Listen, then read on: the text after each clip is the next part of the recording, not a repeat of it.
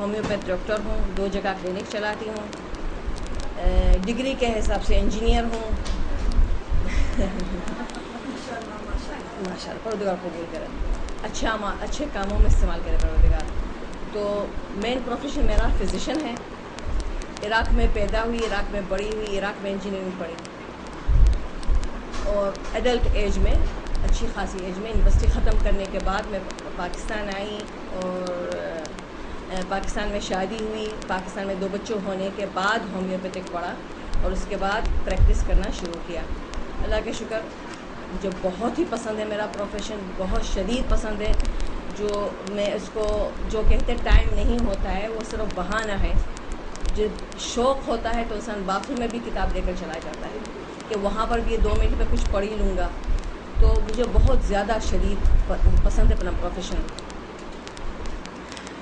علم درس دروس سے واسطہ ماشاء اللہ کھانا بند ہوگا شاید. علم و درس دروس سے واسطہ جو ہے وہ عراق سے ہی تھا. میرے ہی وقت میں 80s میں ہی قتل ہوئے تھے شہید باقر صدر اور بنت الہدا, میرے ہی وقت میں قتل ہوئے تھے, اور اتنی ہی سختی, اتنا ہی سامنا کیا تھا. اللہ کا شکر کہ پروردگار سب سے بڑی نعمت جو مجھے عطا کی ہے, سب سے بڑی نعمت میرے خیال میں انجینئرنگ سے بڑھ کر, فزیشین سے بڑھ کر, اولاد سے بڑھ کر, آئی تھنک سب سے بڑی نعمت جو اللہ نے مجھے عطا کی ہے وہ عربی زبان. عربی زبان میری فرسٹ لینگویج ہے. اس کی مٹھاس, امام کے الفاظ, حدیثوں کے الفاظ, ایک دعائے کمیل اس کا ترجمہ ہزاروں پڑھے, وہ میرے آپ کے بنائے ہوئے الفاظ ہیں. اور ایک الفاظ جب مولا علی بولے تو اس میں کتنا فرق ہے. صلی علی محمد وآل محمد وعجل فرجہم. تو قرآن پاک پڑھنا, دعائیں پڑھنا, لوگ دعائیں روزے شب قدروں میں نیند آتی ہے, جھونکے آتے, مجھے تعجب ہوتا کیسے جھونکے آتے کیسے. یہ بمبنگ الفاظ سننے کے باوجود نیند آ جاتی ہے, لیکن مجبوری ہے. پروردگار یہ بصارت کھول دے جو ہم مولا علی کے جو الفاظ ہیں اس کو ہم پہچان لیں. بہرحال یہ سب انٹروڈکشن تھا, بھلے یہ سب ٹھیک ہو جائے.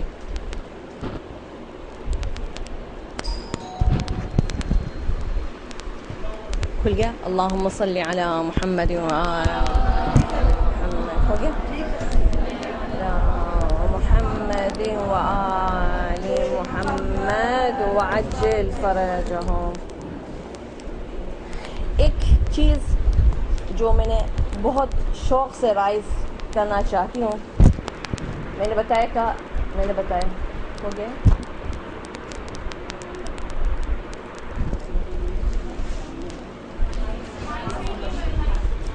مائک نہیں کام کرتا. اللہم صلی علی محمد وعلی محمد.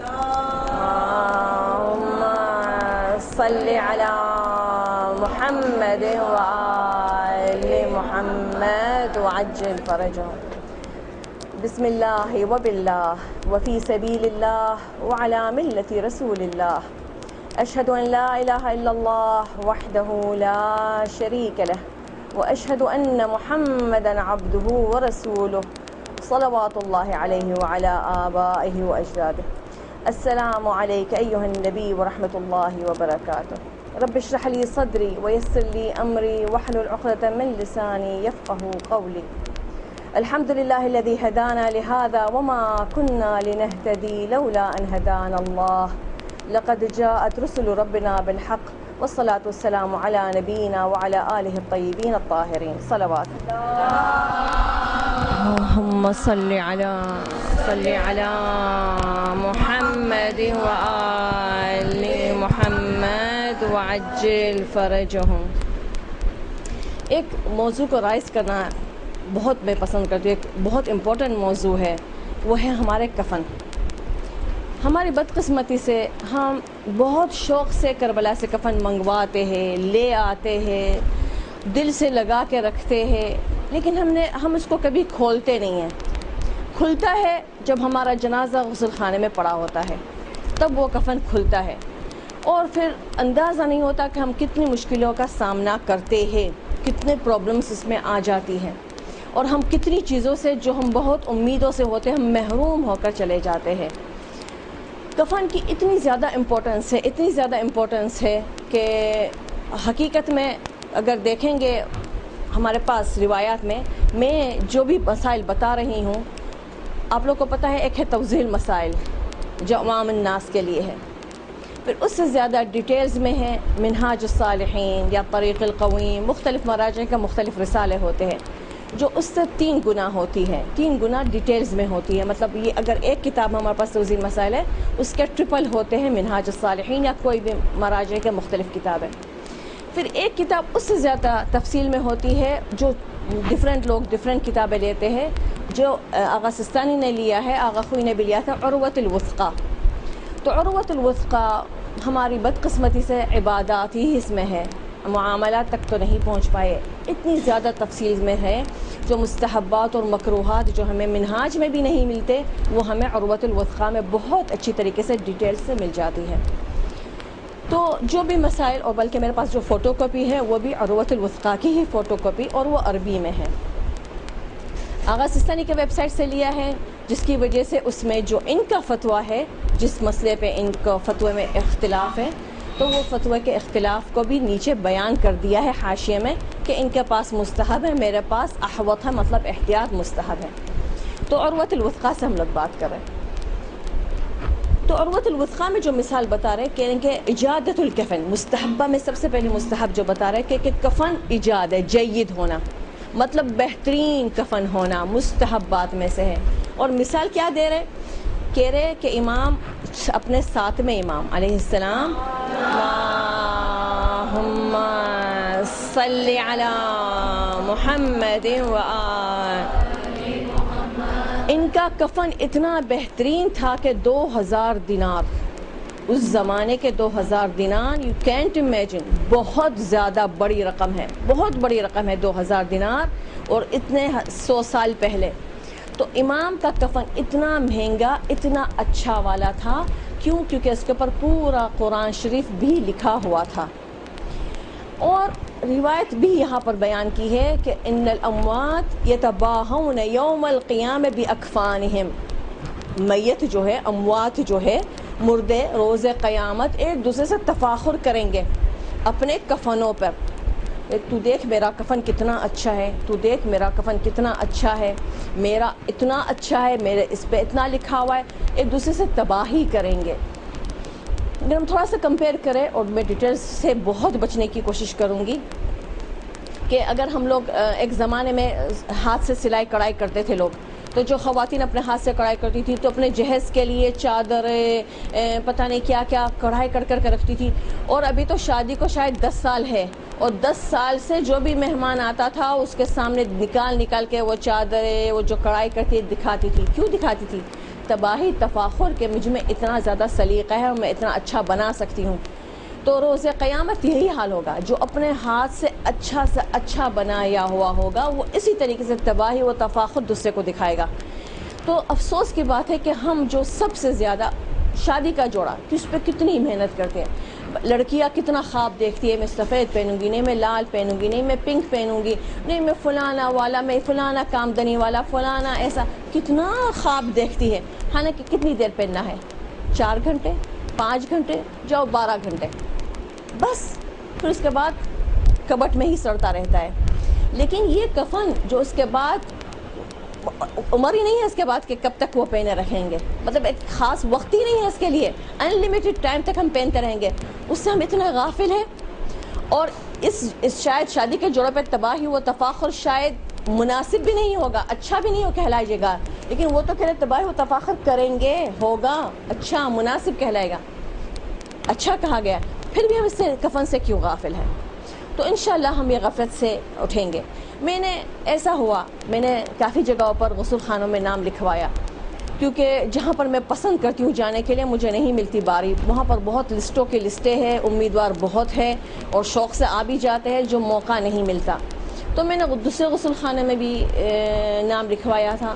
افسوس ہوتا ہے جب کفن کا جو حال وہاں پر ہوتا ہے، افسوس ہوتا ہے۔ غسل تو غسالہ کی ذمہ داری پہ انشاءاللہ غسل نہیں غلط ہوگا، لیکن جب کفن پہناتے ہیں کربلا کا کفن جو اتنا شوق سے اپنے پاس رکھا ہوا ہوتا ہے، اس میں سے ایک پیس پنانے کا نوبت نہیں آتی، کچھ بھی نہیں پناتے. کچھ غسالے کی جہالت ہوتی ہے، تم مس کیا ہوا ہم نہیں پناتا، گناہ ہوتا ہے، نہیں پناتی. اس کے ساتھ ضد کرو، بولو، نہیں پناتی. اور اگر خدا نخواستہ پنا ہی دیا تو بلیو می صرف چادر کے علاوہ وہ بھی مستحب میں جائے گی، کچھ نہیں کام آتا. باقی سب کچھ جو ہم دل سے لگائے رکھتے ہیں سب نہیں کام آتا. بہت تو اس میں سے جو قمیض وغیرہ ہے اس کو نکال کر بطور سینہ بند عورتوں کے لیے استعمال ہو سکتا ہے، مردوں کے لیے وہ بھی نہیں استعمال ہوگا، اور باقی نہ وزرا کام آئے گا نہ کچھ. اچھا، میں ایک لمحہ ایک چیز پہلے ہم سب واضح کر لیتے ہیں کہ جو کفن ہے، جو واجبات کفن ہے، وہ بالکل سمجھو جو ہمارا ڈریس ہے. ہمارے ڈریس میں کیا ہوتا ہے؟ ایک قمیض ہوتی ہے، صحیح ہے، ایک دوپٹہ ہوتا ہے، چادر ہم اس کو کہیں گے، اور ایک شلوار ہوتی ہے. اب سمجھے شلوار نہیں، ہم سب پینڈو بنیں گے تو دھوتی پہنیں گے، جس کو کہتے ہیں لنگ یا کفنی. بس یہی ہے کفن، یہ 3 چیزیں ہے کفن: لنگ، قمیض، دوپٹہ. بس یہی ہے کفن، یہ واجب کفن ہے. باقی اس کے علاوہ جو بھی ڈلے گا وہ مستحبات میں ہوگا، واجب یہ صرف 3 ہے. جو قمیض ہے وہ والا فیشن جو ایک دم سے پاؤں تک آ جائے، وہ والا فیشن ہے، پاؤں تک بالکل فیٹ تک آ جائے. ہاں، آدھی پنڈلیوں تک واجب ہے، بالکل پاؤں تک آ جائے. وہ اس پہ آپ کو پتہ ہے، دیکھا ہوگا، سر گھسانے کے لیے چھدا ہوا ہوتا ہے، اور پھر وہ سر میں پہنا جاتا ہے اور بالکل پاؤں تک نیچے تک آ جائے، یہ مستحب ہے. کفنی یہ ہو گئی، ایک قمیض ہو گیا. جو لونگ ہے وہ ناف سے پاؤں تک یا آدھی پنڈلی تک واجب ہے. مستحب ہے کہ پسلیوں سے لے کر پاؤں تک، مطلب وہ جو لنگ ہے وہ لمبی ہو، پسلیوں سے لے کر پاؤں تک ہی، آدھی پنڈلیوں تک واجب ہے. ہم اس سے بچ کر مستحب لے جاتے ہیں. جب دنیا کے اتنے ہزاروں گز کپڑے ہم کھا پی گئے تو وہ ایک آدھا گز کے لیے کفن پہ ہم کنجوسی کریں گے. تو پاؤں تک. چادر اب سمجھے ہم لوگ جس طریقے سے ٹوفی کو باندھتے ہیں، اس طریقے سے 2 سرانے سے ٹوفی کی طرح بننی چاہیے، اور چادر اتنی چوڑی ہونی چاہیے کہ اگر کوئی بھاری جسم ہے تو ایک دوسرے کے اوپر آ جائے. اپنا سمجھو اپنا دوپٹہ ہے، لیکن ہم اس کو لپیٹا جائے گا، باندھا جائے گا ہمارے اوپر. بس یہ 3 چیز واجب ہیں. اور اگر جا کر انشاءاللہ یہاں سے اپنے پاس جو کفن ہے وہ کھول کے دیکھیے گا، آپ لوگ کے پاس 100% کفنی نہیں ملے گی، ازرا نہیں ملے گا، جو لنگ نہیں ملے گی، قمیض 100% نہیں ملے گا. اتنا چھوٹا سا قمیض ہوتا ہے جو پتہ نہیں کس طریقے سے پہنا جائے گا، گھٹنوں کے اوپر بھی ہوتا ہے یا بہت گھٹنوں تک.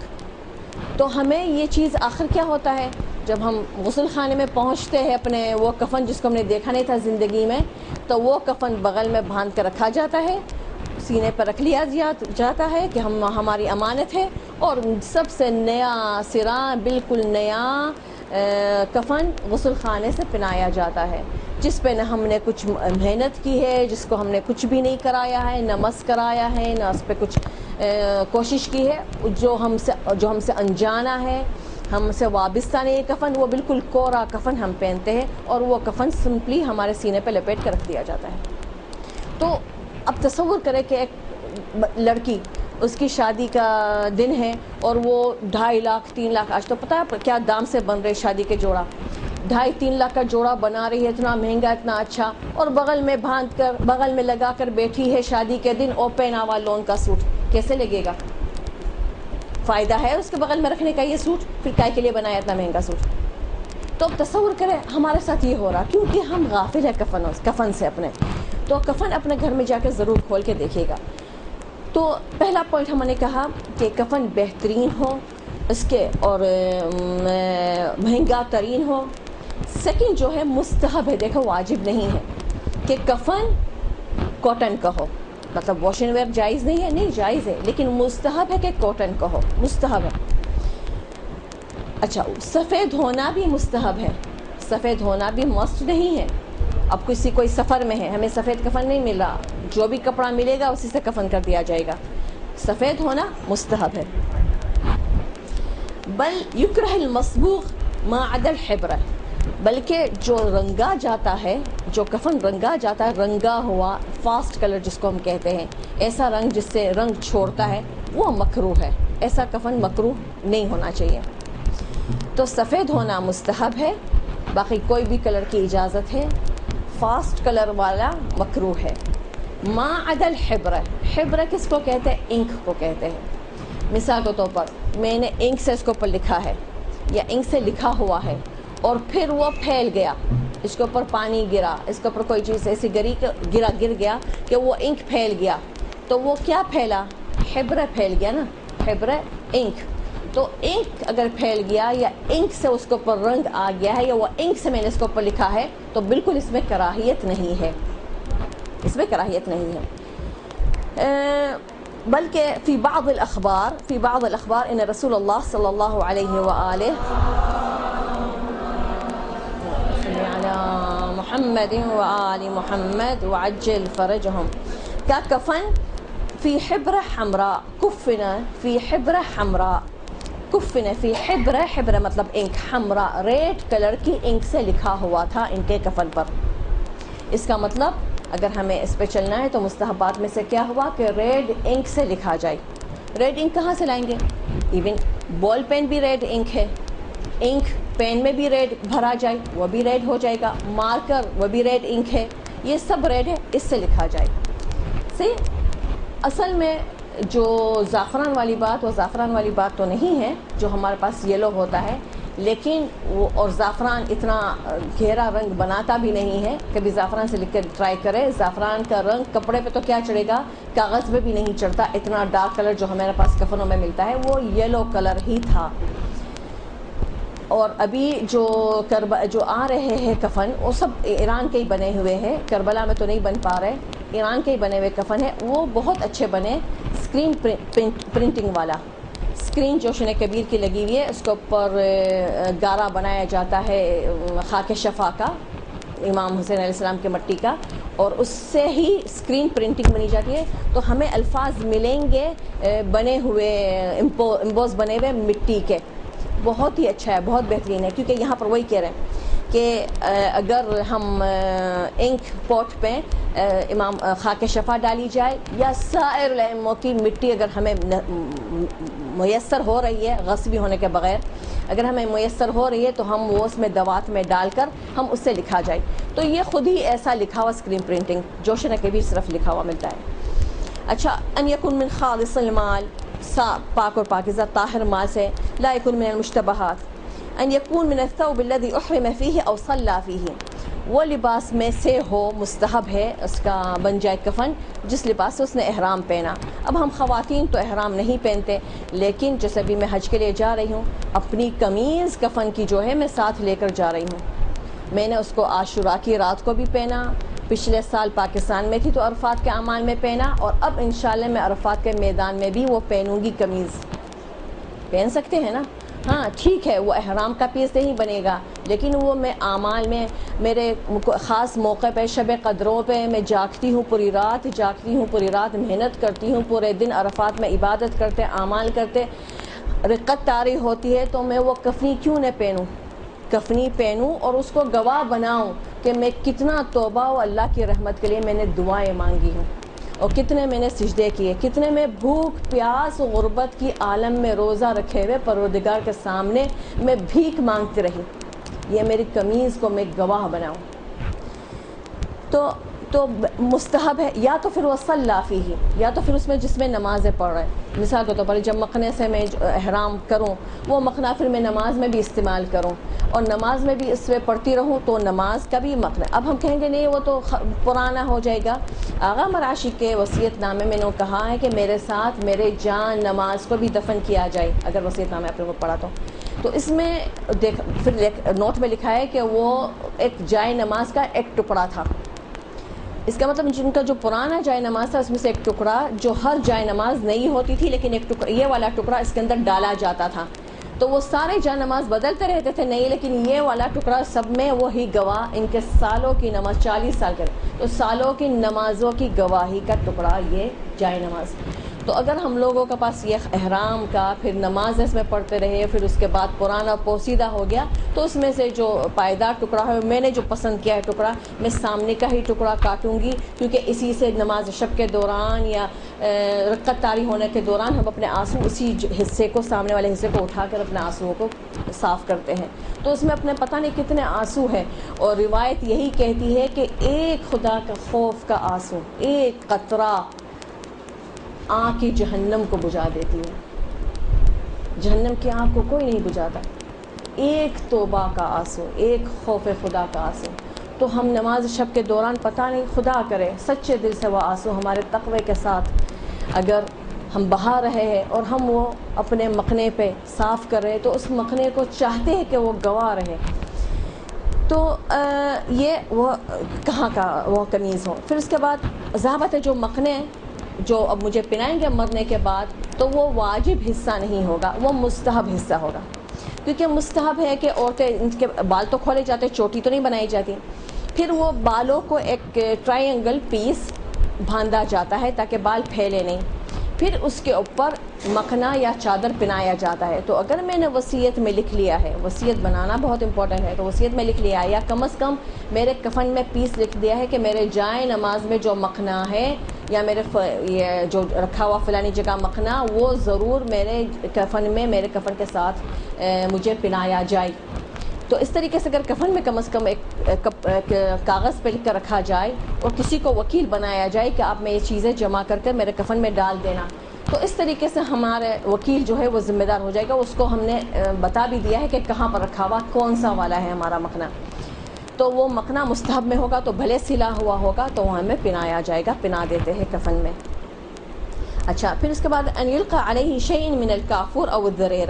تو ظاہر بات ہے یہ تو جب جب کفن پہنا رہے ہوتے ہیں میت کو تو اس کے اوپر تازہ کافور ڈالا جاتا ہے ٹھیک ہے نا اور ایک یہ ذریر ہے جو آج کل کے زمانے میں پہچان ہی نہیں پاتے کہ ذریرہ کیا ہے ٹھیک ہے نا تسمى بذریرہ بعد التبرک بتربت قبر الحسین امام حسین علیہ السلام کی تربت کا تبرک اس میں ڈالا جائے امام حسین علیہ السلام کی قبر خاک شفا قبر میں ڈالنے کے لیے روایت بتاتی ہے جس سے یہ مستحبات آئے ایک روایت بتاتی ہے کہ ایک خاتون بہت گنہگار تھی بہت خراب گنہگار تھی اس کے گھر والے امام کا زمانہ تھا تو اس کے گھر والے اس کو دفن کر کے چلے جاتے تھے دفن کر کے جاتے دوسرے دن جب آتے تھے دیکھتے وہ زمین سے باہر ہے قبر سے باہر ہے پھر دفن کر دیا پھر چلے گئے پھر دوسرے دن آئے پھر دیکھے وہ قبر سے باہر ہے امام کے پاس گئے مولا کیا بات ہے ہم اس کو دفن کرتے ہیں یہ نکل جاتی ہے قبر میں سے کون نکالتا اس کو تو مولا کو تو پتہ تھا مولا نے کہا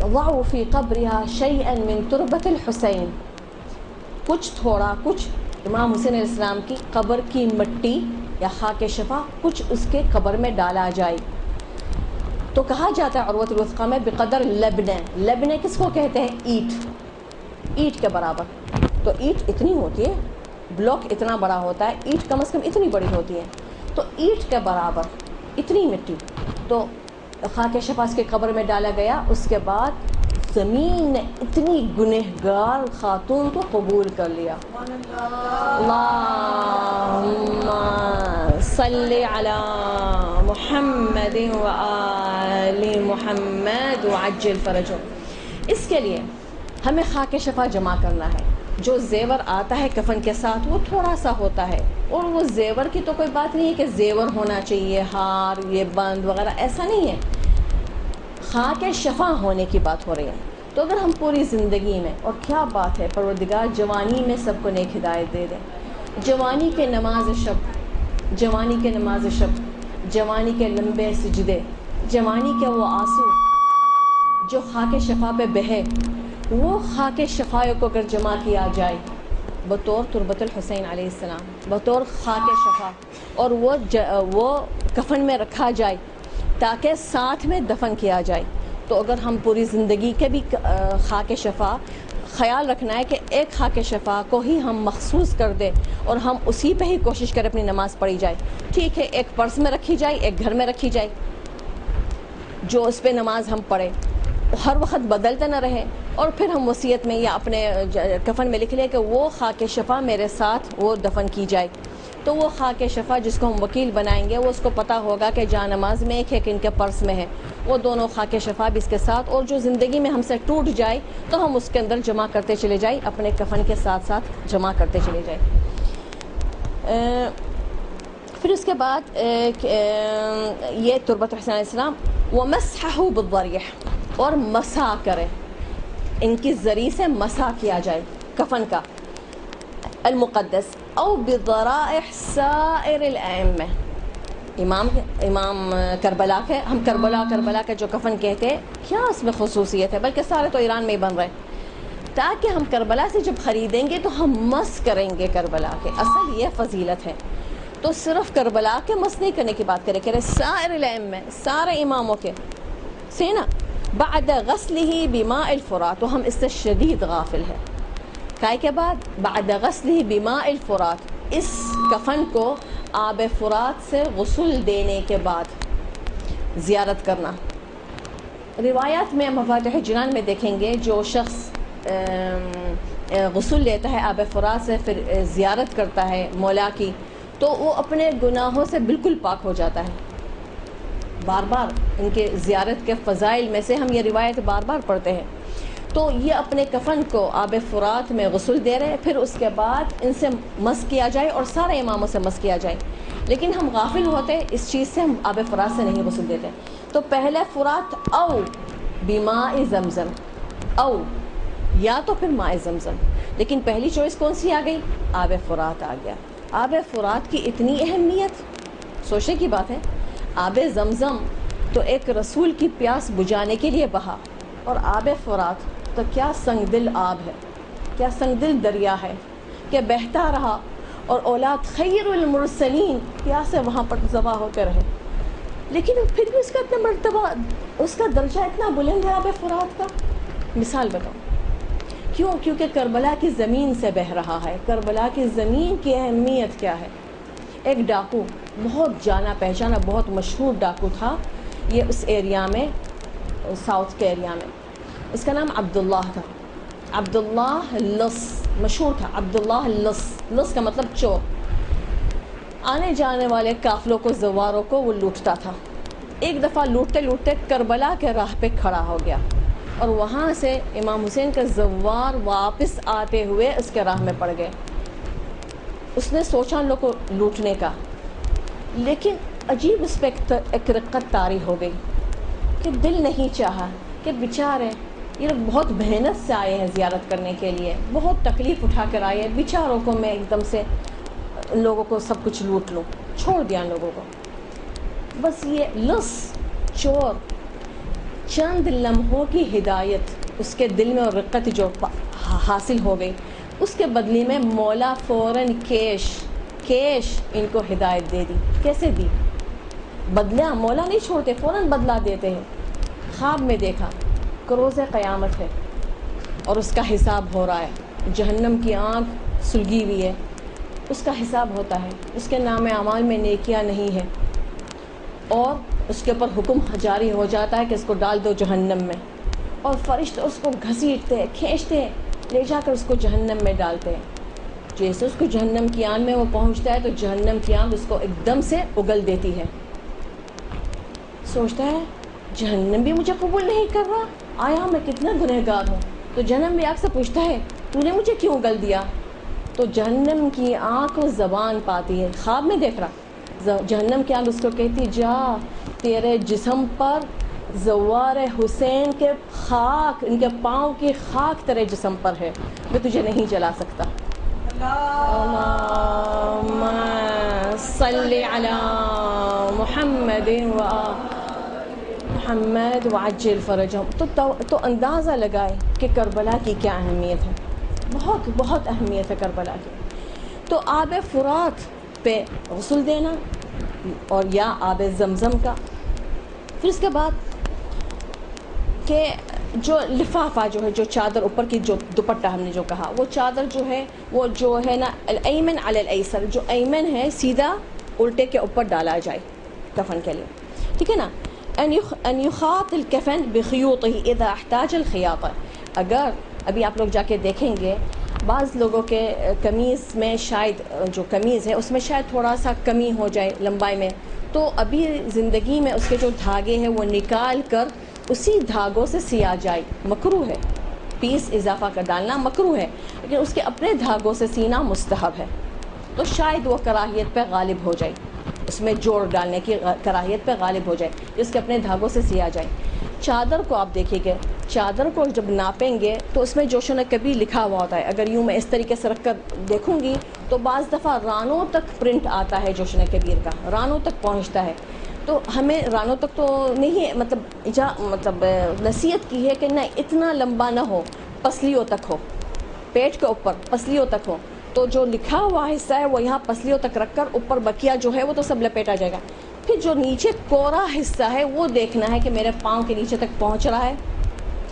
ایون چادر میں ازرار اس کو کہتے ہیں، ایون قمیض میں، دونوں میں یہ دیکھنا ہے کہ جو لکھا ہوا حصہ وہ پسلیوں تک رکھنا ہے اور بقیہ جو کوڑا حصہ ہے وہ پاؤں تک پہنچتا ہے، زمین تک پہنچتا ہے، ورنہ پھر اس میں ہم لوگ ایک پیس جوڑ دیا جائے گا، ایک پیس زندگی میں ہم جوڑ کے رکھیں گے، غسالہ نہیں جوڑنے بیٹھے گی، غسالہ لپیٹ کے رکھ لیں گی سینے پہ، وہ بھاگ دوڑ کرے، وارث سے پوچھے اس نے وصیت کی کس نے ہے، کون ہے وارث، کون جواب دے گا، کون اجازت دے گا، پھر سوئی دھاگا ڈھونڈے، نہیں کرتی، وہ چھوڑ دے گی، وہ سینے پہ رکھ دے گی۔ تو اس لیے ہم زندگی میں ناپ کر کے دیکھ کر اس میں پیس اضافہ کرنا ہے تو اضافہ کر دو، کسی کو بڑھا کر آگے دے دینا تو اپنے لیے پہلے مناسب لے لو، پھر اس کو آگے بڑھا دو، ٹھیک ہے نا، کسی کو تحفے میں دے دو۔ پھر اس کے بعد ان یکون المباشر تکفین، یہ تو جو کفن دینے والا،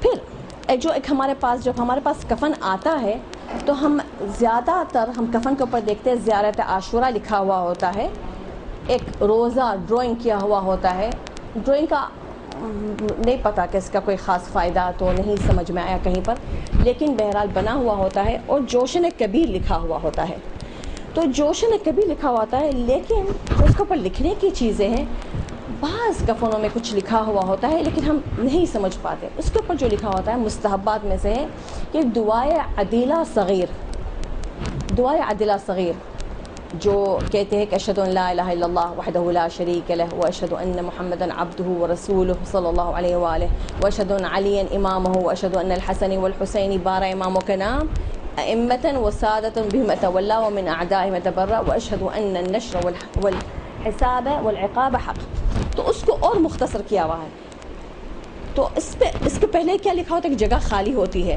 ہم اس کو نوٹ نہیں کرتے، بعض کفنوں میں ہوتا ہے، بعض کفنوں میں تو یہ لکھتے ہی نہیں ہے۔ مستحب ہے کہ یہ دعائے عدیلہ صغیر ایوری پیس پہ لکھا جائے، واجب اور مستحب ایوری پیس پہ، ایون جو عقیق منہ میں ڈالتے اس کے اوپر، ایون جریدتین جو درخت کے جو دو پیس ڈالے جاتے ہیں، جو دو ٹہنیاں ڈالی جاتی ہیں اس کے اوپر بھی لکھا جائے، یہ دعائے عدیلہ صغیر اتنا زیادہ مستحب ہے، اتنا زیادہ اچھا ہے، ایوری پیس پہ مستحب اور واجب پیس ایوری پیس پہ لکھا جائے۔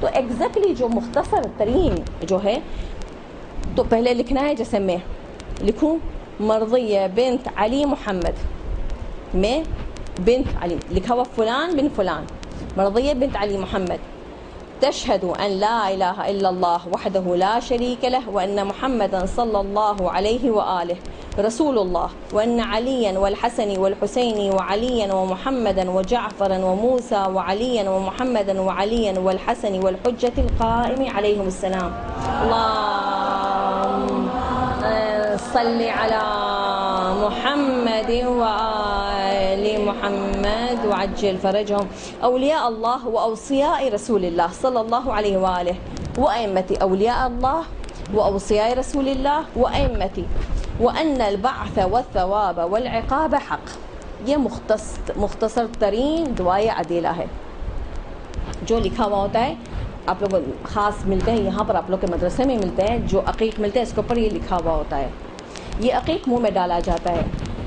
کیوں عقیق منہ میں ڈالا جاتا ہے، اس کے اوپر یہ لکھا جاتا ہے کیونکہ عقیق وہ پتھر ہے جو سب سے پہلے اللہ کی گواہی دی تھی، اور یمن کا تو اور کیا بات ہے، یمن کا تو سب سے بہترین، لیکن بہرحال عقیق جو گواہی دی تھی تو اس کی وجہ سے عقیق منہ میں ڈالا جاتا ہے۔ جریدتین جو درخت کے پتے، جو درخت کے پتے جو درخت کے، وہ کون سا ہے؟ یہ منہاج الصالحین آغا سستانی کی ہے. اس میں جو جریدتین کی بات بتائی اسپیشلی کہ یستحب ان یجعل مع المیت جریدتان رطبتان، گیلی ہونی چاہیے، تازہ ہونی چاہیے. والاولا فی کیفیتی، اس کو کیسے کس طریقے سے ڈالیں گے؟ جعل احداہما من الجانب الایمن، ایک سیدھے پہلو پہ رکھنا ہے، من عند الترقوہ. میں نے دیکھا ہے غلط ڈالتے ہیں، ایک تو بیری کا ڈالتے ہیں، ابھی ہم دیکھیں گے بیری کا نہیں ہے، اور دوسرا ڈالتے ہیں بغل کے نیچے. وہ بغل کے نیچے کی بات نہیں کرے، لیکن بہرحال وہ کوئی بھی طریقے سے ڈال سکتے ہیں، مکروہ حرام والی بات نہیں ہو رہی، لیکن جو مستحب ہے اس کی بات کریں گے کہ کہاں ڈالا جائے. یہ بیوٹی بون جو ہے ترقوہ، اس کو کہتے ہیں ترقوہ. ترقوہ کے سیدھے پہلو میں ایک رکھا جائے، قمیص کے نیچے بالکل بدن سے لگ کر، ایک بدن سے لگ کر ہوگا، دوسرا جو ہوگا لیفٹ ہینڈ پہ ہوگا، وہ ہوگا قمیص کے اوپر ازرار کے نیچے، چادر کے نیچے قمیص کے اوپر. یہ دو ڈالی جائے گی. اس کی لمبائی کتنی ہوگی؟ عروۃ الوثقیٰ میں بتایا ہے کہ بمقدار ذراع. ذراع اس کا مطلب ہاتھ، اس کا مطلب گز، ایک گز لمبا. تو ترقوے سے رکھنا ہے اور نیچے جہاں تک پہنچے وہاں تک بھلے پہنچ جائے، کم سے کم مطلب لمبے. اور چھوٹی میں چھوٹا ایک بالش، چھوٹے میں چھوٹا ایک بالش. موٹا سا موٹا ترین ٹہنی ڈھونڈنی ہے، موٹا سا موٹا ترین ڈھونڈنا ہے، اور تازہ سے تازہ ترین ڈھونڈنا ہے. اب کون سا والا ہونا چاہیے؟ والاولا ان تکونا، مطلب مستحب یہ ہے، بہتر یہ ہے، پہلی چوائس کیا ہے؟ ان تکونا من النخل. نخل کھجوری کو کہتے ہیں، پہلے نخل ہے. فَإِن لَمْ يَتَيَسَّرْ، اگر نہیں ملا نخل کا، فَمِنَ الصِّدْر، پھر بیری کا ہوگا. فرسٹ چوائس کھجوری کا ہے، سیکنڈ چوائس ہے صدر کا، اس کا بیری کا. پھر تھرڈ چوائس ہے رمان، انار. آغا سستانی کے پاس، کسی اور کے پاس جیسے عروۃ الوثقیٰ میں خلاف، پہلے لیا ہے خلاف مطلب نیم، پھر اس کے بعد لیا ہے رمان. آغا کے پاس، سید کے پاس پہلے رمان ہے، پہلے انار ہے. فَإِن لَمْ يَتَيَسَّرْ فَمِنَ الْخَلَافِ، پھر نیم ہے. وَإِلَّا فَمِنْ كُلِّ عُودٍ رَطِبٍ، نہیں تو پھر کوئی بھی گیلا. اب آپ سمجھے اسٹیم جو کھجوری کا ہوتا ہے کتنا موٹا ہوتا ہے، اور بیری کا اتنا سا پتلا سا ڈالا جاتا ہے ٹیڑھا. کتنا فرق ہے دونوں میں، وہ کتنا جلدی سے سوکھ جاتا ہے. اور کھجوری کا موٹا بڑا تازہ اگر لیا جائے تو کتنی دیر تک رہے گا. اور ایک گز لمبا، آرام سے اس میں سے ایک گز تو بن سکتا ہے، آرام سے کٹ سکتا ہے، جس کی وجہ سے قیل ان الاولا ان یکتب علیہما ما یکتب علی حواشی الکفن مما تقدم. یہ منہاج میں سے پڑھ رہی ہوں کہ بہتر ہے، کہا گیا ہے، بہتر ہے، کہا گیا ہے کہ بہتر ہے کہ اس کے اوپر لکھا جائے جو سارے کفن کے پیسز پہ لکھا گیا، دعائے عدیلہ صغیر.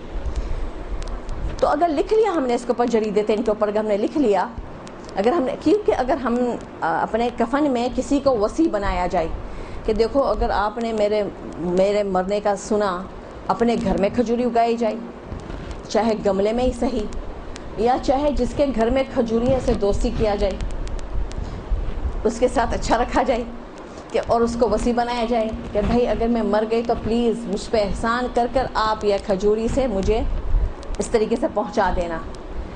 اور اس کے اوپر زندگی میں ہم لوگ لکھ سکتے ہیں، وہ درخت میں لگا ہوا ہے، اس کے اوپر ایک نشانی رکھ لو، اور نشانی کے ہونے کے باوجود ایک بال پین سے، بند بال پین سے بھی لکھ سکتے ہیں، کھلی بال پین سے بھی لکھ سکتے ہیں، لکھ کے تیار رکھ لیا جائے. آخر حضرت کمیل علیہ السلام جب تھے، ہر روز جا کر اس درخت کو پانی ڈالتے تھے نا، جس کے اوپر سولی چڑھنے والے تھے، اس کی زیارت کرتے تھے اس درخت کی. تو ہم اگر وہ جریدتیں ان کو تیار کر لیں اپنے گھر میں یا کہیں پر بھی، اور ہم اس کو بار بار یاد کریں کہ یہی ٹہنی ہوگی جو ہمارے ساتھ اندھیری قبر میں آئے گی، اس کے اوپر ہم لکھ کے تیار کر لیں، درخت میں ہی لگا ہوا رہے. پھر اس کے بعد جب مر جائیں گے ہم اس کے اوپر نشانی رکھ لیے کہ یہ والا ہے ہمارے ساتھ دفن کرنا، تو ہمارے گھر والے جس کو ہم نے وکیل بنایا ہے، اور بیٹی بیٹا نہ ہو بہتر ہے، میری نصیحت ہے، وہ روایت نہیں بتا رہی ہوں، کیونکہ وہ صاحب مصیبت ہوں گے، ماتم رونے میں لگے ہوئے ہوں گے، تو کہاں ان لوگ کے پاس فرصت ہوگی کہ جنازہ اور یہ ساری چیزیں لے کر آنے کے لیے. تو بہتر ہے کہ تھرڈ پارٹی کو بنایا جائے. بہو ہے، بھابھی ہے، نند ہے، ممانی ہے، تھرڈ پارٹی، تو ان لوگوں کو اگر بنایا جائے وکیل اس چیز کے لیے تو وہ بھاگ دوڑ کر کے چیزیں جمع کر کے لا سکتے ہیں ہمارے ساتھ دفن کرنے کے لیے. تو وہ جس کے اوپر ہم لکھ کے تیار رکھے ہوں گے تو اس کو کاٹ کر اپنے ساتھ دفن کر لیں. تو اب کہہ رہے اگر اس کے اوپر لکھ لیا ہے، اگر باقاعدہ الفاظ اس میں واضح ہے، ابھی تک ہم نے لکھ لیا ختم، چاہے وہ بڑا ہو جائے گا الفاظ شاید بھر جائیں گے، تو لکھ لیا ہے ختم، لکھ لیا، بار بار لکھنے کی ضرورت نہیں ہے، وہ اس کے اندر الفاظ پیوست ہو گئے. لیکن اگر ابھی تک الفاظ اس میں پیوست ہے یلزم حینئذ، تو پھر الاحتفاظ عن تلوثهما. مثال کے طور پر میں نے اتنے حصے میں لکھوں، میں ناپ لوں یہاں سے پسلی تک اتنے پیس میں لکھ لوں، اوپر والے پیس میں، نیچے کا بھلا لمبا ہوتا چلا جائے، اتنے پیس میں لکھ لوں. اگر مثال کے طور پر وہ پیس اور لمبا ہو رہا ہے تو پھر اس کو یوجب المہانہ، اگر ایسا کہ اس کو گندا ہونے سے کیونکہ اپنا پیٹ پھٹے گا تو وہ ایسا مہان ہے، توہین کے درجے تک پہنچ جائے گا، تو اس کو کیا کریں گے بلفہما، تو اس کو باندھا جائے گا تاکہ قطن و نحوہ، یا روئی سے یا کوئی چیز سے، بخرقہ یا کپڑے سے باندھا جائے تاکہ اس کو تلوث سے، اس کو آلودہ ہونے سے روکا جائے. اس طریقے سے یہ جریدتین کے استحباب ہے. تو ایوری پیس پہ لکھنا مستحبات میں سے ہے، ایون جریدتین پہ، ایون درخت کے یہ ٹہنی پہ بھی لکھنا مستحبات میں سے. ان یکتب علی کفنہ. اچھا اب کفن پہ کیا کیا لکھا جاتا ہے؟ پہلی جو بات کہہ رہے فوراً پہلی بات کہہ رہے کہ اپنے کفن پہ پورا قرآن شریف لکھنا، پورا قرآن شریف لکھنا بہت آسان کام ہے، بالکل لکھ سکتے ہیں اور بہت ٹائم نہیں لگے، بالکل آرام سے لکھ سکتے ہیں، ٹھیک ہے نا. پھر دعا جوشن صغیر، دعا جوشن صغیر ہمیں نہیں ملتا، ہمیں جوشن کبیر والا لکھا ہوا ملتا ہے، جوشن صغیر لکھا ہوا نہیں ملتا. والکبیر جوشن کبیر. ویستحب کتابہ الاخیر فی جام بکافور او مسک، کافور سے ایسے لکھا جائے. ثم غسلہ ورشہ علی الکفن، جو جوشن کبیر ہے وہ اس ایک جام میں لکھا جائے اور پھر اس کو دھو کر کفن کے اوپر ڈالا جائے، کفن کے اوپر چھڑکا جائے. یہ بھی اچھی بات کہہ رہے ہیں. اچھا عن ابی عبداللہ الحسین صلوات اللہ علیہ ان ابی اللہم صل علی محمد وآل محمد وعجل فرجهم ان ابی اوصانی بحفظ هذا الدعاء وان اکتبه على کفنه وان اعلمه اہل بیتی، کہ میرے بابا نے مجھے یہ دعائے جوشن کبیر کے بارے میں وصیت کی کہ میں اوصانی بحفظ هذا الدعاء، کہ میں اس کو یاد کر لوں، وان اکتبه على کفنه، اور ان کے کفن پہ میں لکھوں اور میں اپنے گھر والوں کو سکھاؤں. جسٹ امیجن اگر ہم لوگ رمضان میں جب دعائے جوشن کبیر پڑھ رہے ہوتے، اس سے بہتر ہے کہ اگر ہم ایک لمحہ سوچیں کہ یہ الفاظ جو آج ہم لوگ اتنی روشنی میں، اتنے لائٹ میں سن رہے ہیں، پنکھے چل رہے ہیں، ٹھنڈک ہے، لائٹ ہے، روشنی ہے، مستوحشین نہیں ہے، مانوس ہے، کل یہی الفاظ ہوں گے اور ہم قبر کے اندھیرے میں ہوں گے. یہی الفاظ ہمارے ساتھ اور دوست ہوں گے جوشن کبیر پہ. ہر سال ہم پڑھتے ہیں جوشن کبیر، لیکن کبھی اس لمحہ ہم نے سوچا یہی ہمارے دوست ہوں گے، یہی ہمارے ساتھی ہوں گے وہ قبر میں، اسی کو تو ہم ساتھ لے کر جائیں گے. تو ایک لمحے کے لیے یقین مانے نیند اڑ جائے گی.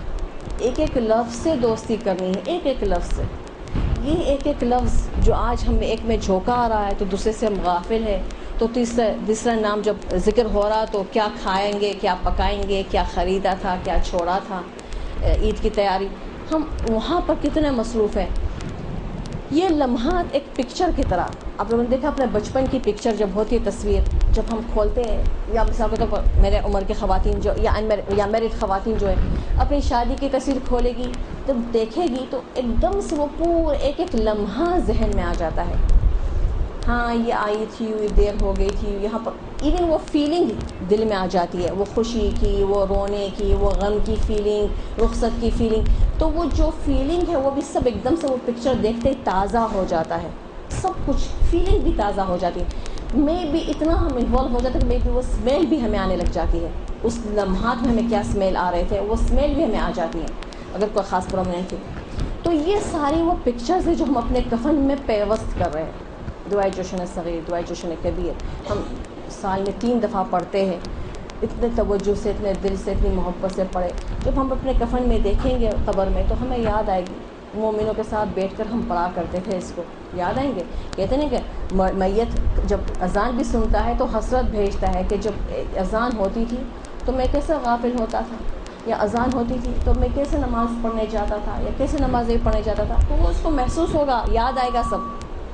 تو اس طریقے سے اگر جوشن کبیر سے بھی ہمیں اسے دوستی کرے, جوشن صغیر سے بھی اسے دوستی کرے, تو ہمیں وہ لمحات دوبارہ تازہ ہو جائیں گے, اور انشاءاللہ اچھے والے لمحات ہوں گے. تو ٹھیک ہے نا. وَنَكْتُبُهُ وَيُسْتَحَبْ أيضاً أن يكتب عليه البيتان اللتان كتبهما أمير المؤمنين.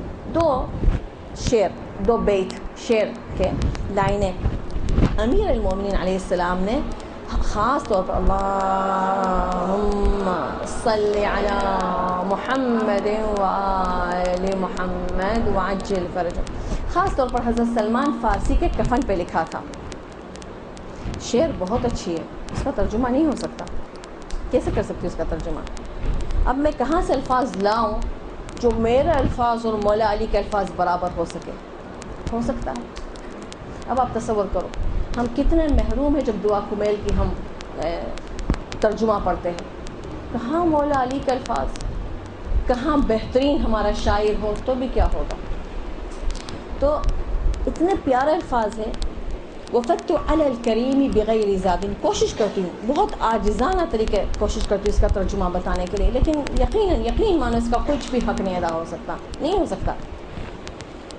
وفدت علی الکریم بغیر زاد, میں وفد بن کر آیا ہوں کریم کے پاس, سخی کے پاس.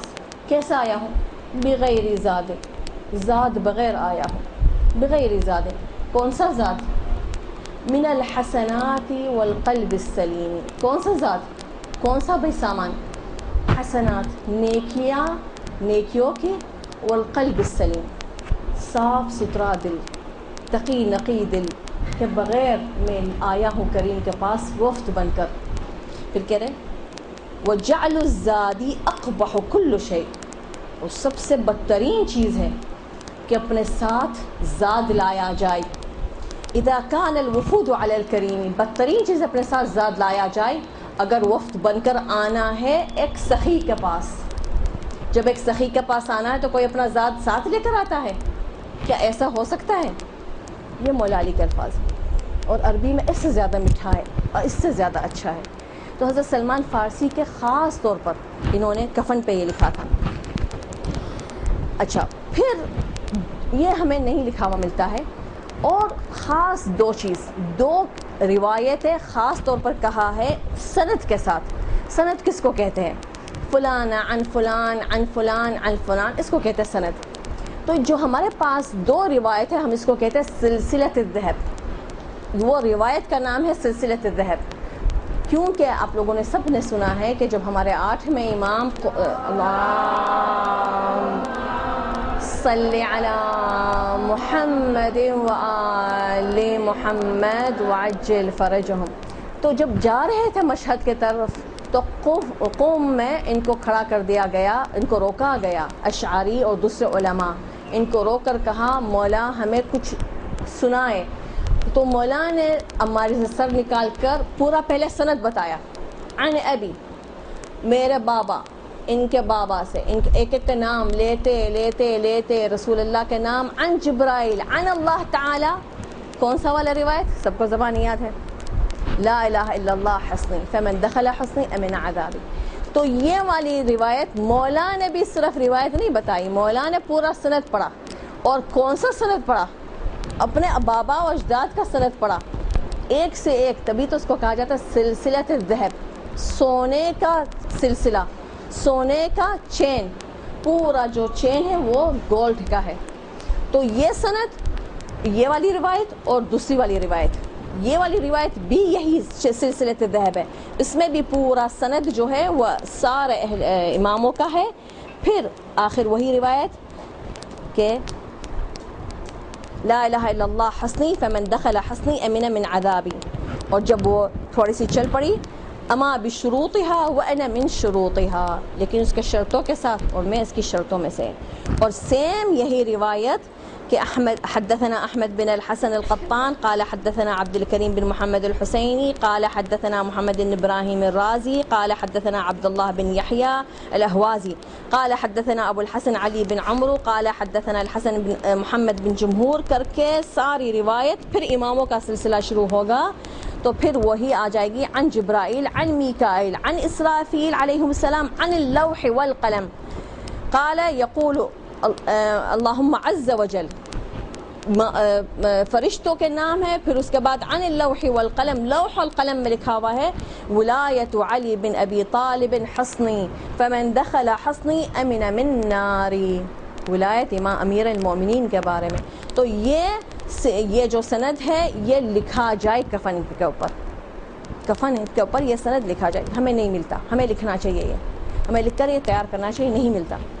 وإذا كتب على فص الخاتم العقيق الشهادتان واسماء الأئمة والإقرار بإمامتهم كان حسنا. کہہ رہے فص الخاتم جو ہے انگوٹھی کے اوپر ایسا لکھا جائے بہت اچھی بات ہے، یا تو منہ میں ڈالا جاتا ہے.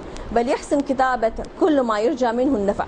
پھر کہہ رہے کہ جو آپ مناسب سمجھتے ہیں، جو آپ اچھا سمجھتے ہیں، نفع بخش سمجھتے ہیں، جو آپ ما يرجى منه النفع، جس سے آپ سمجھتے کہ آپ کو کام آئے گے، آپ اس سے رجا کرتے ہیں، امید رکھتے ہیں کہ آپ کو وہ نفع بخش ہوگا. قصد الورود، وہ نہیں کہیں گے کہ مستحب ہے، کہیں گے میرا دل چاہتا ہے یا میں سوچتی ہوں کہ شاید مجھے نفع بخش ہوگا، یہ کتابت ہو لکھ سکتے ہیں اس کو. والاولی ان یکتب الادعیہ المذکورہ بتربۃ قبر الحسین، جیسے میں نے بتایا کہ وہ مٹی سے لکھا ہوا ہے. او یجعل فی المداد شیء منها، یا تو پھر وہ مداد میں انک پوٹ میں وہ ڈالا جائے خاک شفا، یا پھر سارے اماموں کی مٹی ڈالی جائے. ویجوز ان تکتب بالطین. اچھا اب کیسے لکھا جائے گی یہ والی بات ہے، مٹی سے لکھا جا سکتا ہے. اب کسی کو بہت اچھا کون بنانا آتا ہے، بہت اچھا کون سے لکھنا آتا ہے، تو کون بنا لے، خاک شفا کے کون بنا لے اور اس سے لکھے.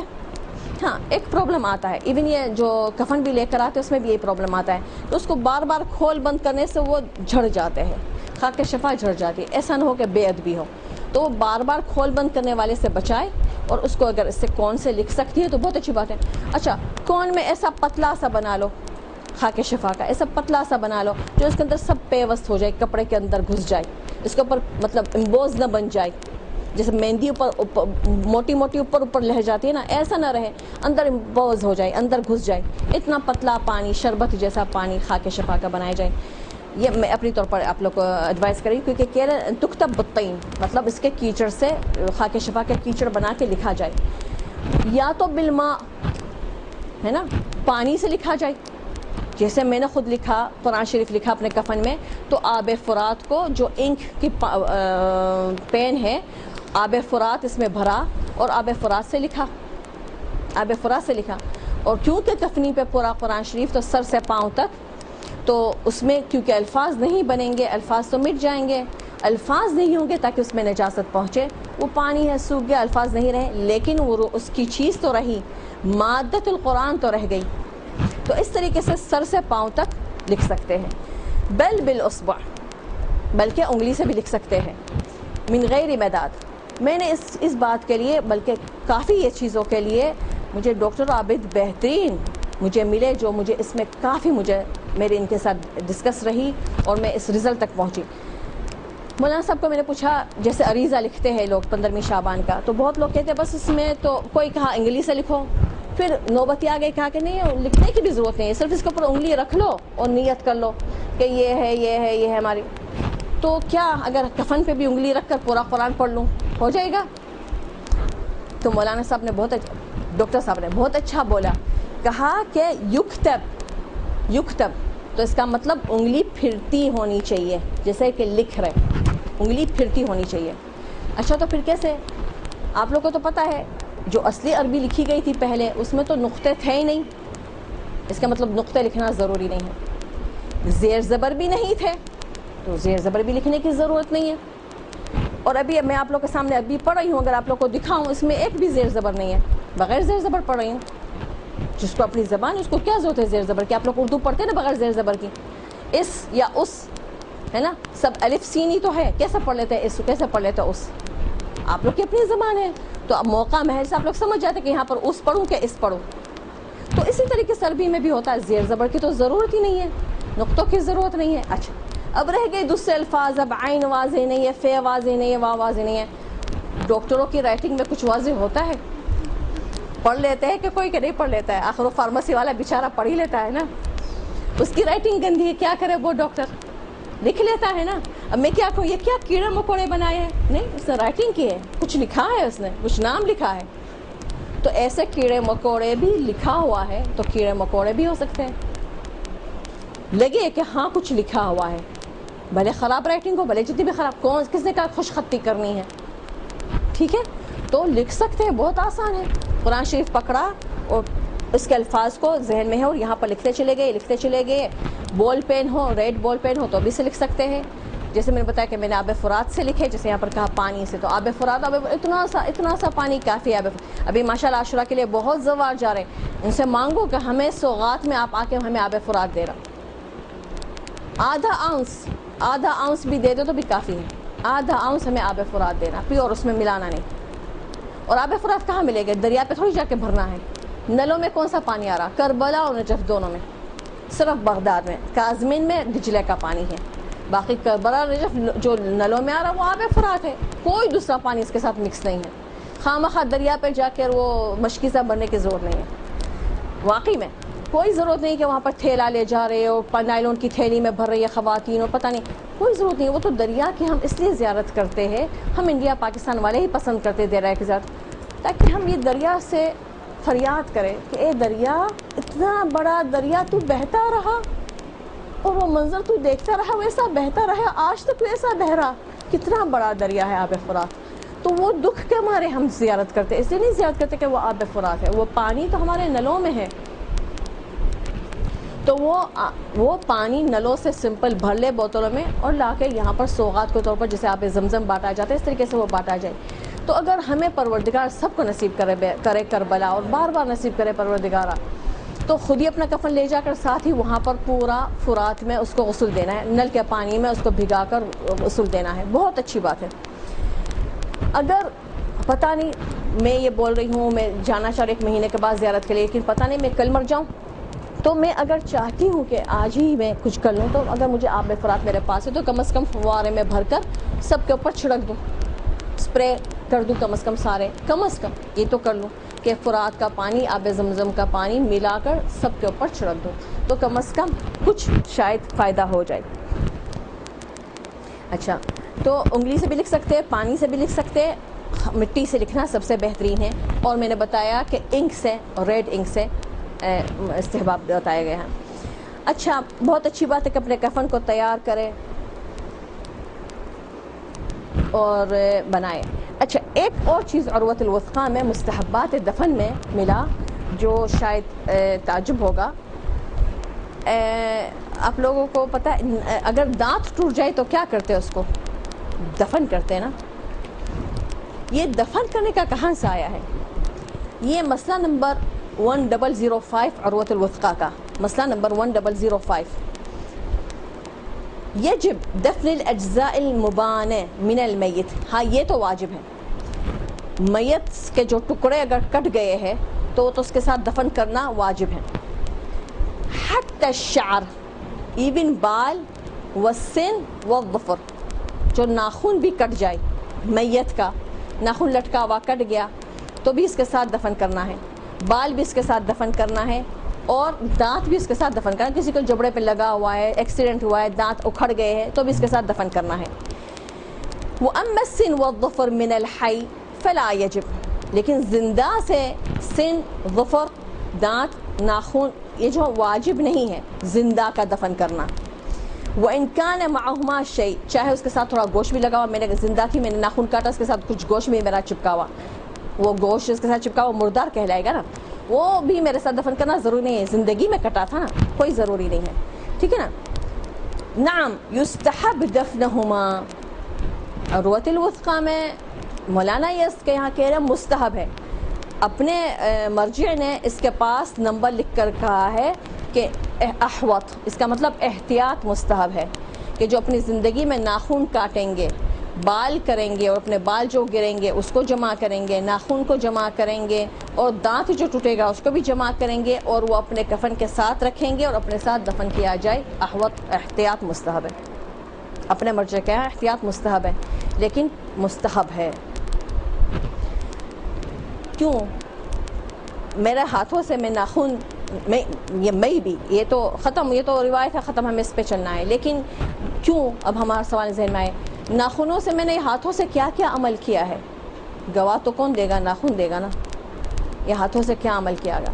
تو وہ ناخن ہے۔ بالوں کو، اور خصوصاً ہماری کنڈیشن میں ہم اپنے بالوں کو پسینے سے، گرمی سے اتنا دبائے رکھتے ہیں، اتنا بالوں پہ ہم، دوسرے تو کہیں گے ظلم، لیکن ہم کہیں گے بالوں کو ہم اتنا چھپا کر بچا کر رکھتے ہیں نامحرموں کی نظروں سے، بری نظروں سے، ہم اس کو چھپا کر اتنی محنت اس بالوں پہ کرتے ہیں۔ تو اگر وہ بالوں کو میں جمع کر کر اپنے ساتھ دفن کروں تو کیا میری یہ محنتوں کی گواہی نہیں دیں گے یہ بال؟ ہے کہ نہیں؟ تو یہ چیزوں سے مستحب ہے کہ اپنے ساتھ اگر زندگی میں بھی ہو تو اپنے ناخن کے لیے الگ سے ایک ڈبہ بنایا جائے، جو وسیع بنایا جائے، اپنے کفن کا وسیع جس کو بنایا جائے، اس کو بتایا جائے کہ میرے ناخن بھی اس ڈبے میں ہوتے ہیں، ٹھیک ہے؟ ہفتے میں ایک دفعہ جب کاٹتے ہیں تو اسی ڈبی کو جو ہے وہ کفن کے ساتھ رکھ لیا جائے کہ بھئی یہ دیکھو یہ ڈبی میں ناخن ہے وہ بھی میرے ساتھ دفن کر دیا جائے۔ تو یہ عروۃ الوثقیٰ میں یہ مسئلہ ہے، اور احتیاط مستحب ہے اپنے مرجع کے پاس۔ تو اور ہم تو اس دن تو بڑے فقیر ہوں گے، بہت فقیر ہوں گے۔ احتیاط مستحب ہے، میں بھی کہ شاید اس سے فائدہ پہنچ جائے، لیکن ہم تو اتنے فقیر ہوں گے جو شاید کے لیے بھی ہم ترستے بھیک مانگتے پھر رہے ہوں گے۔ تو پتہ نہیں ہمیں کون سی چیز بخش دے اور ہمیں کون سی چیز کارآمد ثابت ہو جائے ہمارے لیے۔ تو یہ مسئلہ بھی اس میں واضح کرنا تھا۔ اچھا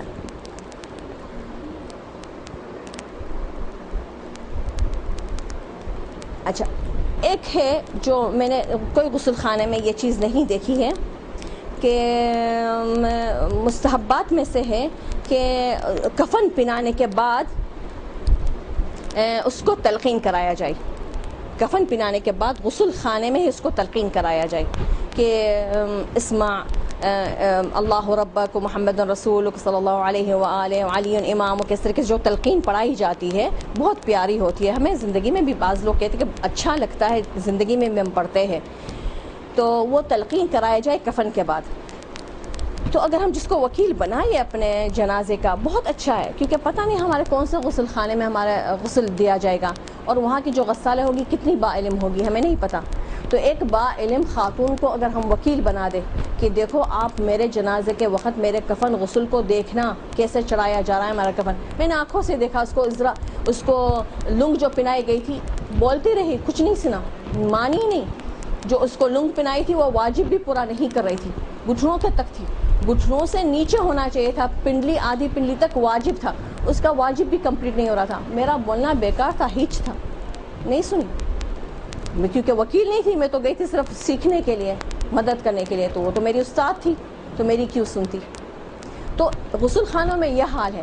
تو ہم با علم کوئی خاتون کو، ایک نہیں 10 خواتین کو، ایک ہمارے پہلے اللہ کی پیاری ہو گئی، کوئی ملک سے باہر ہے، کوئی اس وقت بیمار ہے نہیں آ سکی، تو کم از کم 4-5 خواتین کو ہم مخصوص کر دیں کہ آپ دیکھو ہمارے جنازے کے وقت یہ ہمارے کفن ہے، ہمیں یہ پہنانا ہے، یہ کرنا ہے، یہ سب اس کو سمجھا کر، اور اس کے پاس بھی علم ہو، ہم اس کو سکھائے یہ علم کہ دیکھو کفن کے ساتھ یہ مستحب ہے، یہ چیزیں آپ یہ ہمارے اس طرح، ورنہ ہمارا علم ہمارے ساتھ دفن ہو جائے گا، ادھورا کفن پہن کر ہی جائیں گے۔ تو بہت اچھی بات ہے کہ اپنی زندگی میں ہم یہ سب تیاری کر لیا جائے۔ اچھا ایک جو عقیق کی انگوٹھی کے بات کریں، یہاں پر عروۃ الوثقیٰ میں جو میں نے بتایا وہ دعائے عدیلہ صغیر، یہاں پر جو عقیق کی انگوٹھی میں جو مجھے لافت نظر بنا، جو میں ٹینشن میرا ہوا کہ لا الہ الا اللہ ربی، وہاں پر ہے اشہد ان لا الہ الا اللہ، گواہی، یہاں پر جو ہم بولیں گے وہ الفاظ ہے عقیق پہ، لا الہ الا اللہ ربی، یہ کفن کے مسائل میں، دفن کے مسائل میں 24، عروۃ الوثقیٰ میں 24 نمبر دفن کے مسائل میں۔ تو عقیق پہ لکھا جائے لا الہ الا اللہ ربی محمد صلی اللہ علیہ وآلہ نبی علی والحسن والحسین الی آخر الائمہ ائمتی، یہ عقیق پہ لکھا جائے، ٹھیک ہے۔ اچھا اور ایک اور چیز مجھے اٹینشن میرے طرف مجھے ہوا کہ ان یوضع علی قبرہ شیء من الحصى، اس کے قبر پہ کچھ پتھر رکھے جائیں. ما ذکرہ بعضهم والاولی کونہا حمراء، لال پتھر کا ذکر ہوا ہے کہ قبر پہ لال پتھر رکھا جائے. یہ بھی ہمارے لیے نیا ہے، ہم نے اس کے بارے میں اتنا زیادہ ہمارا رجحان نہیں ہے. اچھا، کیونکہ آپ لوگوں کو تھوڑا سا کویسچننگ کے لیے ٹائم دینا چاہیے، تو ہمارا ٹائم تھوڑا ختم ہو گیا. پھر بھی زبردستی ایک اور بھی آپ لوگوں کو میسج کرنا چاہتی ہوں. ایک اپنے پاس شاید آپ لوگوں نے سنا ہوگا کہ وہ جو ہوتا ہے 40 مومنوں کا گواہی کا سائن جو کرواتے، گواہ نامہ. اچھا، یہ گواہ نامہ جو ہے وہ مطلب روایت قوی نہیں ہے اس کے بارے میں. جو روایت ہی وہ ہے کہ جب جنازہ اٹھے تو جنازہ جب کسی کے جنازے میں جاتے ہیں تو آپ نے دیکھا ہے کہ ہم ایسے ہی عفوی طور پر ہم آپس میں بولتے ہیں کتنی اچھی خاتون تھی، بہت متقی، بہت خیر کرنے والی، بہت اپنے بچوں. اب اس کے اعمال ہمارے ذہن میں آئیں گے، بہت پردے دار بولیں گے، یا بولیں گے بچوں کا بہت خیال کرنے والی، یا کہیں گے بڑے سسرال کی خدمت کرنے والی. اس کے پردے کی بات نہیں کریں گے. بہت نمازی، اتنی اول وقت نماز پڑھنے والی، اتنی حج و عمرہ زیارتیں کرنے والی. وہ جو نیکیاں ہم بولتے ہیں وہ نیکیاں لکھی جائے گی کہ وہ اسی سے پہچانی جائے گی. جو ہم یہ بولتے ہیں نا عفوی طور پر، یہ ہم گواہی دے رہے کہ یہ نمازی ہے، یہ متقی ہے، یہ خدمت گزار ہے، یہ دوسروں کی حاجتوں کے لیے دوڑنے والی ہے. وہ ہم 40 مومن اگر اس طریقے سے گواہی دے تو وہ اس ایسی ہی لکھی جائے گی کہ وہ تھینک یو ویری مچ، میں یہی ڈھونڈ رہی تھی، ہے نا. 40 مومنوں کی گواہی ہو جائے گی تو وہ بن جائے گی اس کی گواہ کہ وہ یہی ہے. تو یہ 40 مومنوں کی گواہی. اور اسی طریقے سے آپ لوگوں نے دیکھا ہے کہ بعض ایسی خواتین ہوتی ہے بس پروردگار اس کو معاف کرے، خواہ سسرال سے جھگڑا کر لیتی تھی، بس پروردگار اس کو معاف کرے. لیکن ہم نے مگر بس بولا نا، یہ ہماری گواہی ہو گئی اس کی برائی کی. 40 مومن نے گواہی دے کے بس وہ تھوڑی غصے کی بیچاری تیز تھی، ہم نے بول دیا بیچاری، وہ چھوڑو بیچاری کو، غصے کی تیز تھی. 40 مومنین یہ گواہی دے دے کہ غصے کی تیز تھی، وہ ختم، اس کا نام ہو جائے گی بد اخلاقوں میں. بد اخلاق میں ڈونٹ مین دیٹ کہ بے صبرہ، غصے والی، پکا ہو جائے گا. گواہی دی 40 مومنوں نے، اندازہ لگائی. تو اس طریقے سے ہم جو نیکی کرے لوگوں کو پتہ چلے گا تو وہ گواہی دے سکتے اس کے. اور ہم کوئی بھی برائی علیہ اعلان کرے، دوسرے سے منہ چڑھانا، دوسرے کو بد اخلاقی سے ملنا، اس کو ہارڈ ٹائم دینا. میں ہارڈ ٹائم ایک کو دے رہی ہوں لیکن 10 کو دکھا رہی ہوں میں ہارڈ ٹائم دینے والوں میں سے ہوں. میں ایک کو تانا سنا رہی ہوں لیکن 10 لوگوں کو گواہ بنا رہی ہوں کہ میں تانا دینے والوں میں سے ہوں. وہ گواہی دے گی کہ نہیں دے گی کہ بڑے زبان کی بیچاری زبان کی بڑی تیز تھی، میرے نام اعمال میں لکھا جائے گا. یہ میں اسی سے منسوب ہو جاؤں گی، یہ نمازی منسوب ہو جائے گی، یہ تیز ترار منسوب ہو جائے گی. تو وہ اصل روایت ہے کہ جنازہ اٹھتے وقت، اس کا مطلب ہمیں علی الاعلان گناہ نہیں کرنا ہے. لیکن مثال کے طور پر میں کہیں پر چلی گئی، انشاءاللہ زیارتوں پہ چلی جاؤں، وہاں پر مر جاؤں، تو وہاں پر مجھے 40 مومن میرے پہچاننے والے شاید مجھے نہیں ملیں گے. اب میں کہاں سے گواہی میری کوئی دے گا؟ تو اس لیے اپنے اطمینان قلب کے لیے علماء نے اس طریقے سے نام اعمال آپ لوگوں نے دیکھا ہوگا. اور یہاں پر جو بیگ کفن کی بنائی، اس میں اس کا بنایا، بہت اچھا بنایا ہوا ہے. میرے پاس کاغذ کا تھا جو میں دکھانے والی تھی سیم یہ، لیکن یہ دیکھو کپڑے پہ بنا ہوا ہے، بہت اچھا بنا ہوا ہے. اس کے پیچھے جوشن کبیر، کیونکہ آخر میں نے بتایا کہ آخر وہ کفن تو ہم جو لے کر جاتے ہیں وہ کورا کفن لے کر جاتے ہیں، کربلا کا تو ہمیں شاید پہنایا نہیں جاتا. تو اس پہ جوشن کبیر بھی لکھا ہوا ہے، اس میں 4 قل بھی لکھا ہوا ہے، اور اس میں یہ مومنوں کا نام. یہاں پر جو صاف روایت عروۃ الوثقیٰ میں کہا ہے کہ 40-50 مومنوں کا نام سائن لے لو. کس بات پہ سائن لے رہا ہے؟ اللہم لا نعلم منہ الا خیرا. لا الہ الا اللہ کا کیا مطلب؟ کوئی معبود نہیں الا اللہ، اللہ کے سوا. لا نعلم، کچھ نہیں جانتے، الا خیرا، خیر کے سوا کچھ نہیں جانتے. کون کسی کی گواہی دے سکتا؟ میں اپنی نند کو یہ گواہی دے سکتی ہوں؟ اپنی بھابھی کو یہ گواہی دے سکتی ہوں؟ کتنا مشکل کام ہے. لیکن میری دوست کو یہ گواہی شاید دے سکتی ہوں. یہاں پر کوئی خاتون کو میں نے دیکھا، ابھی 1.5 گھنٹے سے میں اس کو دیکھ رہی ہوں، اس کو گواہی دے سکتی ہوں ہاں یہ تو بڑی نیک ہے. جھوکے نہیں دے رہی تھی, آرام سے سن رہی تھی. مثال کے طور پر بہت اچھی مجھے تو خاتون اچھی لگی, میں شاید اس کی گواہی دے سکوں, تو تھوڑا سا اندازہ لگا لو کہ گواہی کس سے لینا ہے. ہمیں گواہی لینا, مومنوں کی گواہی لینی ہے, تو احتیاطاً صرف 40 نہیں 50 60 70, کیونکہ مثال تو میں کوئی لڑکی کو پہچانتی ہوں, خاتون کو پہچانتی ہوں, یار تھوڑی غصے کی تیز ہے, لیکن آج میرے سر پہ سوار ہو گئی, مجھے سائن کر دو, تو میں اس کو کر کے دوں گی سائن میں, لیکن میں لا نعلم منها الا خیرا تو نہیں ہے نا, کچھ برائی بھی تو جانتی ہوں اس کی, تو یہ میری سائن اس کے لیے ضائع ہے. تو بہتر یہ ہے کہ پہلے تو اپنی نیکیاں ہی چرچا ہو جائے, اپنی نیکیاں کی چرچا ہو جائے, اور ان لوگوں سے سائن لیا جائے جن کے سامنے ہماری نیکیاں چرچا ہے, اور انشاءاللہ ہماری برائی تو ہوگی نہیں. اس کا مطلب علی الاعلان گناہ کرنا کتنی بری بات ہے, علی الاعلان گناہ کرنا کتنی بری بات ہے, اور نیکیوں کو ہی آگے بڑھانا کتنی اچھی بات ہے. یہ ہمارے لیے ایک دلیل بنتی ہے. وآخر دعوانا الحمد للہ رب العالمین, صلی اللہ علی محمد نبینا وآلہ الطیبین الطاہرین. اس کو ادا کرنے کے لیے تو اس کو کہتے ہیں مقصر, اس کی اپنی غلطی ہے. تو جہل تقصیری کی وجہ سے نہ پڑھے. ابھی تو کہا ایک لفظ, وہ لفظ کو بدل دیا. اب کیا کہا, یا ایک حرف کے بجائے دوسرا حرف. مثلا مثال جو دیا ہے, ضاد میں بولوں ولد یا بولوں مغضوبی, فرق محسوس ہو رہا؟ کتنا فرق ہے.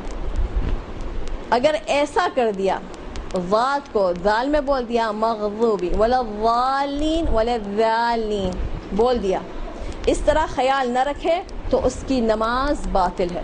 ایک حرف اس کی نماز باطل ہے. یہ توضیح مسائل کا مسئلہ ہے.